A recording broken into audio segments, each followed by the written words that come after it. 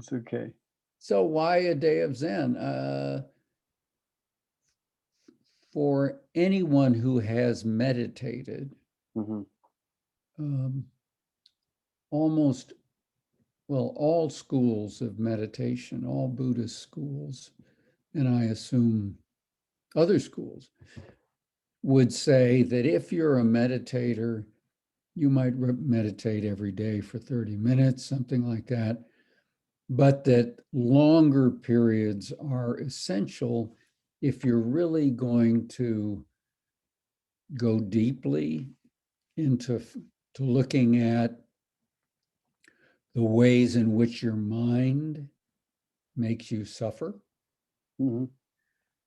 Um, so an extended period is hard to get in if it's, multiple days, things like that. So Hmm. we have a half a day. We start at 8 in the morning. We gather at 7:45, Hmm. and we sit until 1. Hmm. Now, that might sound kind of grueling, but it's not really. We sit for 30, 35-minute periods, Hmm. 10 minutes of walking, meditation in between. Hmm. Um, and we sit 3 periods, and then we have a Dharma talk, which is 3 periods, turns out to be about 2 hours with Hmm. a break. Then we have a Dharma, a 15-minute break, tea, Hmm. coffee, whatever.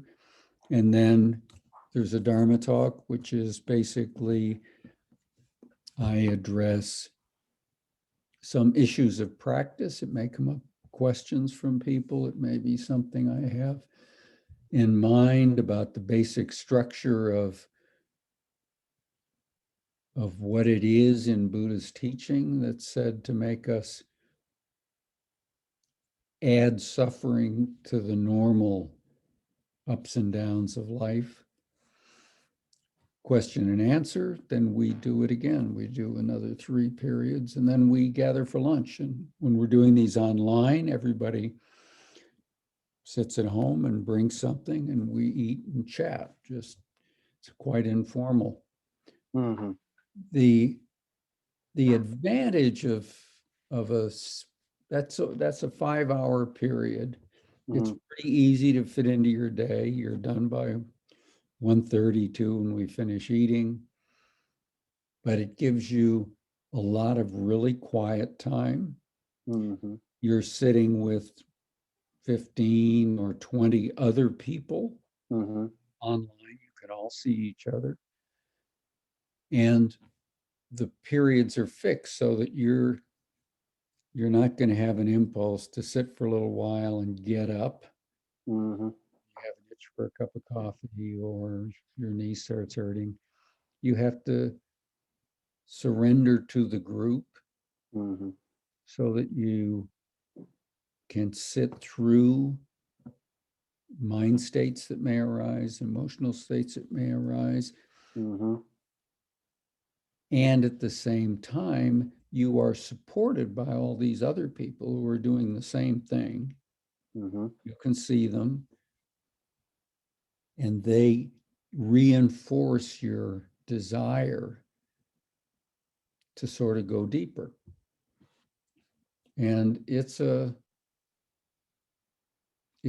very quiet, it's very supported, and at the same time, the conversation will help prompt you Hmm. to think about what your practice is. Hmm. Think about how in your life, your belief systems, your sense of yourself can create obstacles for you in Hmm. the way you perceive the world. So I think it's just a very nice once a month interlude Hmm. that even if you're doing some meditation at home daily, it's most likely that's just going to barely get you calmed down before you're finished. Yeah. You come and sit for this period of time, have some discussion, talk with other people. Afterwards, do 6 periods of sitting, really stabilizes your practice, gives you a chance to take a deep dive, and revitalizes it for the weeks to come. Awesome. Thanks for that. I just want to ask one thing. It's like and then people also go, it's like has certain, is there a time for it, like if people want to talk to you one-on-one, is there like an opportunity for that? Yeah, right? Yes, Okay. usually after I give the talk Yeah. at 11 o'clock from 11 until 1, Okay.